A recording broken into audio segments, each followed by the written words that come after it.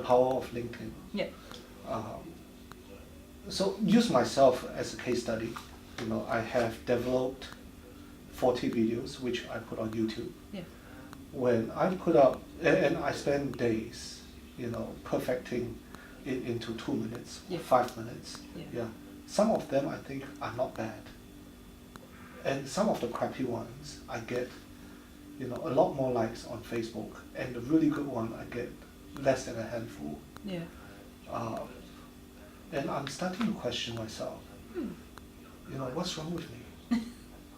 And the other side of my brain would go, hey, those cat pictures or cat videos are getting millions of likes, and it's nothing intelligent at all. No. So it's not your fault, right? Am I on the wrong platform? Should I, my content is about people like yourself, thought leaders, Yeah. entrepreneurs, change makers, people who are making a difference, who speak intelligently. Yeah. What's wrong with me, and what would you do if you were me?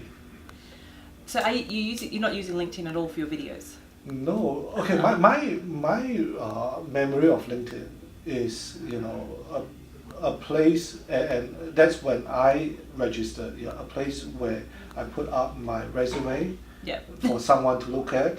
I think it has evolved since, hasn't it? Oh, a lot. Yeah. A lot. Yes. So educate me, please. Okay, so if you're in the job market, LinkedIn is the place to go. But also, if you're building a business or you're building a personal brand, so personal branding is massive, and everybody has a personal brand, whether you want to or not. Mm-hmm. That's where LinkedIn contributes. So, building your brand on LinkedIn, telling your story, not just your career history, not dot points of all the things you've done, but where have you been? What does it mean? What difference have you made? Where are you going? Mm-hmm. Why do you do what you do? And sharing content to position yourself as a thought leader around what you do.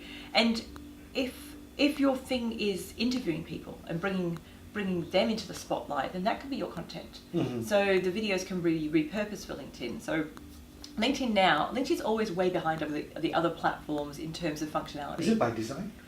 I don't know. It's almost like they're a little bit. It's almost like they're watching the other platforms to see what happens. Is that good? Is that bad? But then they bring out some awesome features that the other platforms don't have, and that's when I get really excited. For example.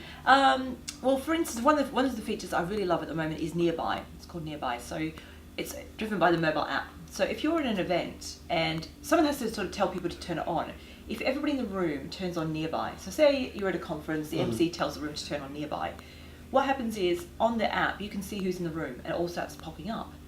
So I can see you're so here. You can suss people out. Yeah, and I can go, or you might see somebody in the room that you didn't even know was there because you can't see them. You go, that's that person. I can now connect to them.